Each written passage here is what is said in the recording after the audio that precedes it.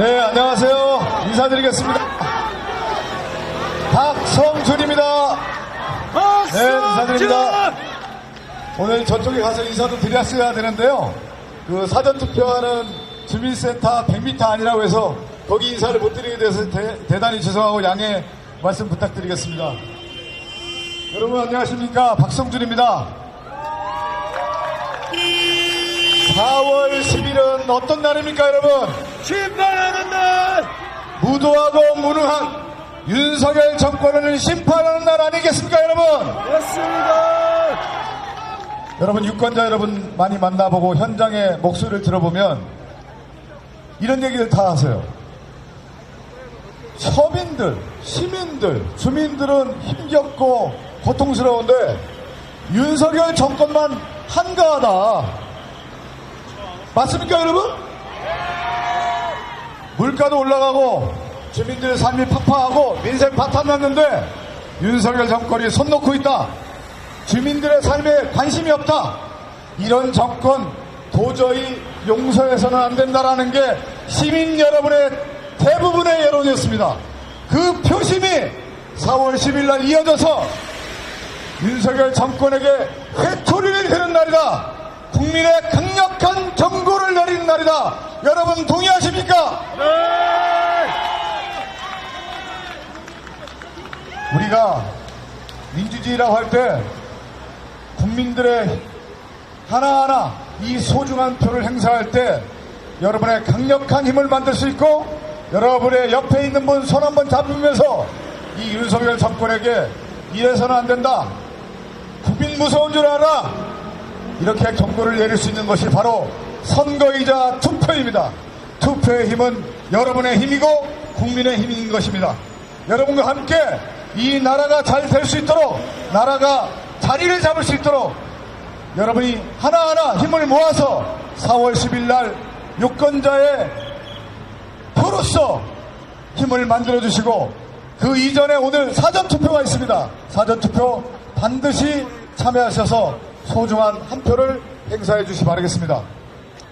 제가 이 중구 성동구에 와서 여러 이제 공약을 만들었습니다.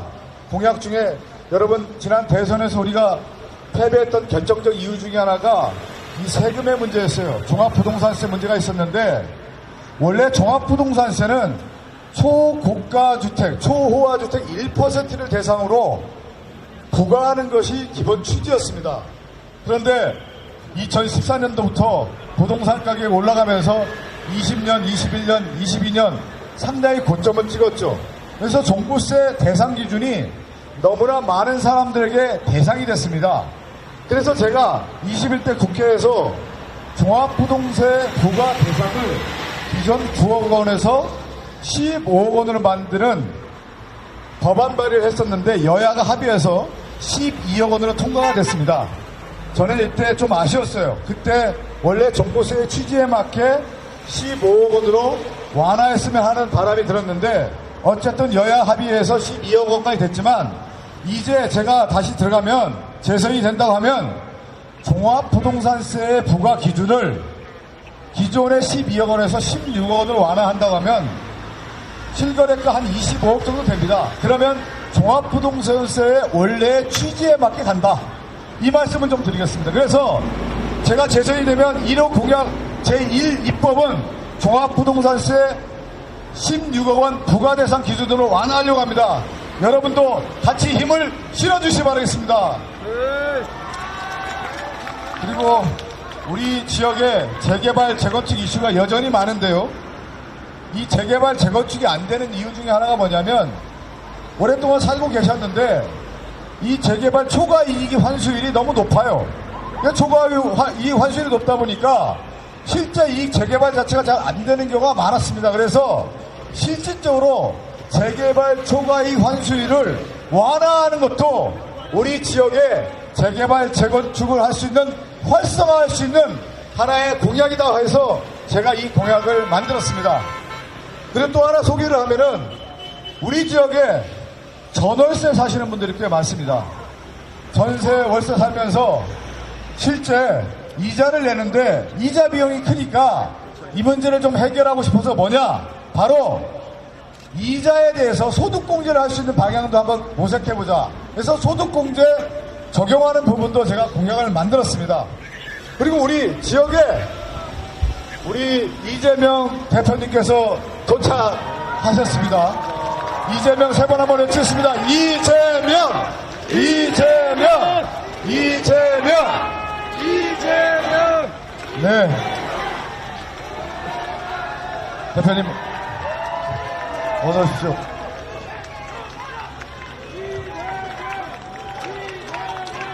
이재명!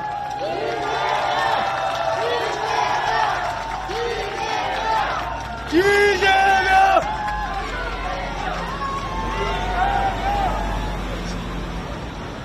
이재명 대표님께서 며칠 전에 전화를 주셨어요. 박성조 꼭 당선시켜야 되는데 뭐가 필요하냐? 제가 그래서 대표님 금남시장 와주세요.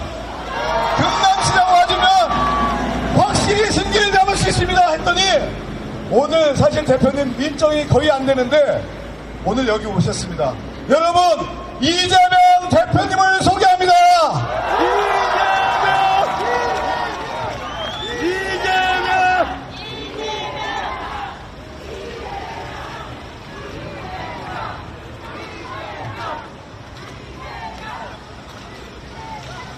네, 반갑습니다, 여러분. 우리 성동구민 여러분, 요즘 살만하십니까? 아니야! 제가 이 말을 너무 많이 하고 다녔더니 요즘은 이 말씀드리기가 좀 송구스럽기까지 합니다.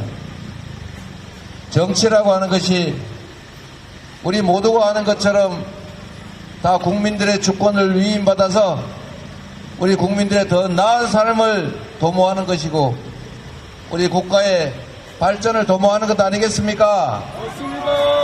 그런데 참으로 안타깝게도 지난 대선 이후 윤석열 정권은 2년도 안 되는 이 짧은 시간에 우리 모두가 아는 것처럼 물가 폭등 같은 민생 파탄을 불러왔습니다. 이자율이 얼마나 높습니까? 월세는 또 얼마나 빨리 올라갑니까? 대파 가지고 850원 적정 가격이네 하는 대통령도 문제지만 그 주변에 있는 분들이 세상에 그건 한 뿌리 값을 얘기한 거야 라고 대통령 말을 합리화하지 않나. 심지어 국민들이 뭘 알겠냐 이런 태도를 보이고 있습니다, 여러분. 거기다가 경제 상황은 또 어떻습니까? 5대 무역 흑자 국가였던 대한민국이 1년 반도 지나지 않아서 세계에서 북한보다도 무역 적자를 더 많이 내는 200대 무역 적자 국가가 되고 말았습니다, 여러분. 거기다가 일자리는 점점 줄어들고 아리백을 몰라도 된다는 이런 회개한 언사들 하는 인사 때문에 정부 정책을 믿고 수출 기업들이 국내에 수출 생산 기지를 만들 수가 없습니다. 5년, 10년 후에 대한민국의 재생에너지가 공급될지 알 수 없기 때문에 수출 기지를 전부 재생에너지가 많은 유럽이나 또는 미국으로 옮기고 있습니다, 여러분. 우리 자식들의 일자리는 어떻게 되겠습니까? 이 나라 경제는 또 어떻게 되겠습니까? 외교는 또 얼마나 엉망을 만들었는지 기업들이 수출해야 될 소위 경제 영토, 이 경제 영토들이 점점 줄어듭니다. 외교적으로 국가가 점점 고립되고 있습니다, 여러분. 외교를 생색내기 위해서 폼을 잡기 위해서 하는 건 아닙니다. 외교란 철저하게 국익 중심이어야 됩니다. 실리 중심이어야 합니다. 그런데 지금 대한민국 외교는 고립돼 가고 있습니다. 기업들의 대외 수출 환경이 점점 나빠지고 있습니다, 여러분. 다 먹고 사는 문제 아니겠습니까? 한반도가 평화로워야 외국인 투자도 합니다. 그런데 안타깝게도 한반도가 내일 당장 전쟁이 나도 이상할 게 없을 만큼 평화가 위기를 겪고 있습니다.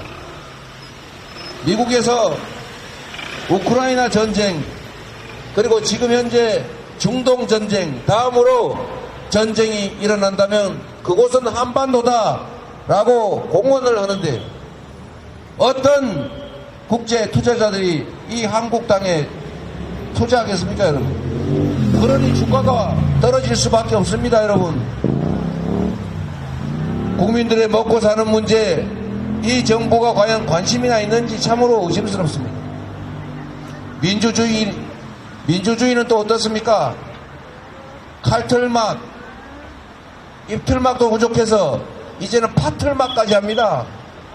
대파 가지고 투표소 가면 왜 안 됩니까? 대파로 무슨 테러라도 한다는 것입니까? 황당한 정부 아닙니까, 여러분? 왜 이렇게 국민의 자유와 인권을 억압하는 것입니까? 경제 발전은 진정으로 자유롭고 투명하고 합리적이고 예측 가능한 사회에서만 가능합니다. 독재 국가에 투자하는 사람 맞습니까, 여러분? 우리 국민들이 이렇게 민생 현장에서 고통받는데 우리가 위임한 권력으로 지금 이 순간에도 그들은 권력을 남용하고 예산을 낭비하고 있습니다. 제가 이 자리에 계신 여러분께 하나 여쭤보겠습니다. 이 정부가 국가 재정이 부족하다면서 서민 지원 예산 대규모 삭감하고 이 금남시장에서 사용될 지역화폐 예산 영원 만들어서 완전히 삭감하고 심지어 이 나라 미래가 달린 R&D 연구개발 예산 5조 2천억까지 삭감했습니다. 여러분, 우리 부모들은 자식을 공부를 시켜야 먹고 살 길이 생기기 때문에 논을 팔아 밭을 팔아가면서도 자식들을 공부시켰습니다. 그게 이 나라가 10대 경제 강국으로 성장한 밑바탕 아니었습니까? 그런데 이 나라는 예산이 부족하다고, 재정이 부족하다고 이 나라 미래가 걸린 연구개발 예산을 대규모 삭감하는 바람에 이 나라의 젊은 과학자들, 연구자들이 해외로 탈출하고 있습니다, 여러분. 맞습니다. 돈이 없다면서요. 돈이 없다면서 부자들 세금은 지금도 깎아주고 있지 않습니까? 맞습니다. 그런 거 안 하고 우리가 그들에게 권력을 맡겼습니까? 이 중에 여러분 수십조 원의 세금을 깎아줬다는데 이 중에 단 한 분이라도 세금 감면 혜택 보신 분 손 한번 들어보십시오. 없습니다. 저 두 손 드신 분 2배로 받았다는 겁니까? 아니지 않습니까? X랍니다, X. 우리가 농담처럼 얘기하지만 우리가 맡긴 권력으로, 우리가 낸 세금으로 그들은 국민과 국가를 위해서 일한 것이 아니라 자신들의 뱃속을 채웠습니다. 그린벨트를 훼손해서 자기들 땅 투기하는데 도움받았고, 국민이 낸 세금으로 호주 대사 임명해서 나라 망신시켰습니다. 그리고 자기들 가까운 사람 특정 소수가 덕을 받겠지만 수십조 원씩 세금 깎아주면서 우리 이 많은 사람들, 우리 국민들은 왜 이렇게 고통스럽게 하는 것입니까? 이제 책임을 물어야 하지 않겠습니까? 이제 멈춰야 하지 않겠습니까, 여러분? 이 정권의 역주행, 퇴보를 멈춰 세울 수 있는 존재는 민주당도 아니고 이재명도 아니고 바로 국민뿐입니다. 여러분이 주권자로서, 이 나라 주인으로서 주인을 거역하는, 주인이 맡긴 권력과 예산을 주인을 억압하고 고통스럽게 하는 데 쓰는 그들에게 강력한 경고장을 보내야 합니다, 여러분. 여러분만이 할 수 있습니다. 제가 우리 국민들 너무 먹고 살기 어렵고 현장에서 고통받아서 민주당이 제안한 게 하나 있지 않습니까? 우리 이 코로나19 위기 때 국가 예산 12조 원쯤 들여서 가구당 100만 원 가까이 지역 화폐로 지급해서 온 동네 그 지역에서만 써라 라고 했더니 13조 원도 안 되는 돈으로 14조 원보다 훨씬 더 효과가 큰 경제 활성화, 동네 골목 상권 호황 누리지 않았습니까? 그 13조 원이 없다면서 부자들 세금을 수십조 원씩 깎아주는 이런 정권에 대해서 이젠 아니야. 그렇게 하는 거 우리 주인들은 허용할 수 없어. 당신들은 주인에게 고용된 일꾼들이니 주인의 명을 따르고 주인을 위해 일할 의무가 있다. 경고한다. 라고 이번 4월 10일에 심판해 주시지 않겠습니까? 네!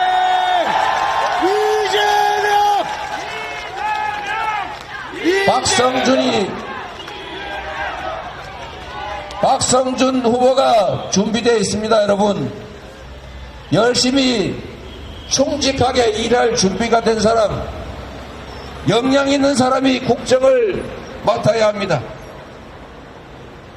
박성준처럼 충직하게 권력을 이용해서 자신의 사적 이익을 추구하지 않는 사람, 밤낮 가리지 않고 지역사회와 이 나라 국민들의 더 나은 삶을 위해서 애쓰는 사람들을 여러분들이 선택해 주셔야 합니다. 정치는 남의 일처럼 보이고 내 삶과 별로 관계없는 정치꾼들의 투쟁의 장처럼 보이긴 해도, 그러나 정치가 바로 여러분의 삶을 통째로 규정합니다. 밤새워 일하고 아이들 학원 1시간이라도 더 보내고 집 사줘서 아이들 시집장가 잘 가게 하는 것도 중요합니다. 그런데 그것보다 더 중요한 게 있습니다. 여러분, 기회가 많은 세상을 만들어야 합니다. 공정한 세상에서 우리 자식들도 소외되지 않고 노력한 만큼의 대가가 주어지는 그런 세상 만들어야 합니다. 물가가 폭등하지 않고 이자율도 적정하고 월세도 적정한 그런 합리적인 상황을 우리가 물려줘야 합니다. 그 모든 것을 결정하는 것이 바로 정치입니다. 정치는 바로 우리들의 인생 자체를 결정합니다. 자식들의 미래를 결정합니다. 이 나라 운명을 결정합니다. 여러분의 삶이 통째로 정치에 달려 있습니다. 외면하면, 정치를 외면하면 가장 저질스러운 인간에게 지배받는다. 플라톤의 말처럼 우리가 관심 갖지 않고 외면하면 그 외면하는 목만큼이 바로 악의적인 소수 기득권자의 몫이 됩니다. 여러분, 투표해야 합니다. 투표를 하지 않으면 투표하지 않는 목만큼을 우리도 모르게 이 사회의 기득권자들이 차지합니다.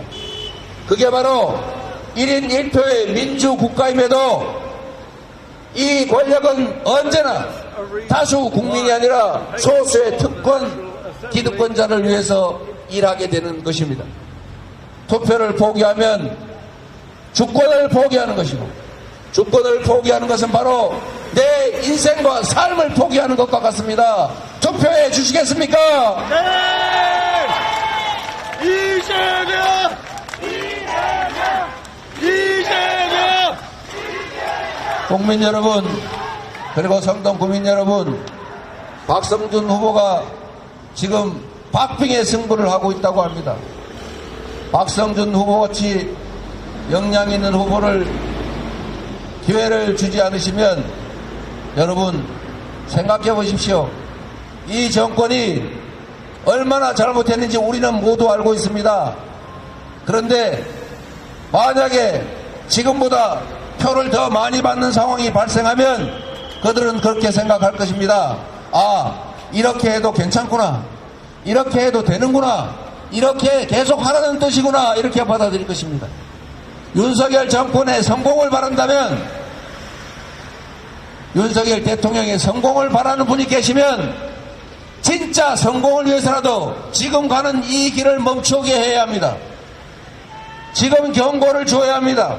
지금 견제를 하지 않으면 이 잘못된 길을 계속 갈 것이고 결국은 이 나라를 나락에 빠뜨리고 국민이 불행해질 뿐만 아니라 정권도 윤석열 대통령도 국민의힘도 불행해질 것입니다. 이제는 멈춰 세워주시기 바랍니다, 여러분. 네. 마지막으로 이 말씀 꼭 드립니다, 여러분. 제가 예측하고 말씀드렸던 대로 국정을 실패한 그들이, 경고받아 마땅한 그들이 드디어 눈물 흘리기, 엎드려 절하기 쇼를 시작했습니다. 예측된 일입니다, 여러분. 그런데 여러분, 그들의 눈물에 속아서는 안 됩니다. 눈물도 종류가 있습니다. 약자들의 아픈 눈물이 있습니다. 악어의 눈물처럼 강자들이 약자를 속이기 위해서 하는 눈물이 있습니다. 우리가 연민해야 될 것은 우리 이웃들의, 약자들의 그 슬픈 눈물입니다. 우리가 연민하고 동정할 것은 강자들이 권력을 누리기 위해서 흘리는 그런 악어의 눈물이 아닙니다. 그 악어의 눈물에, 그 가짜 사과쇼에 결코 속아서는 안 됩니다. 왜냐하면 바로 우리의 인생이 걸린 일이기 때문입니다. 이 나라의 미래가 달린 일이기 때문입니다. 맞습니다. 여러분 자녀들의 미래를 위해서라도 악어의 눈물인지 우리 이웃들의 슬픔, 아픔의 눈물인지 가려주시기를 부탁드립니다. 네. 여러분 박성준을 부탁드립니다. 고맙습니다. 네.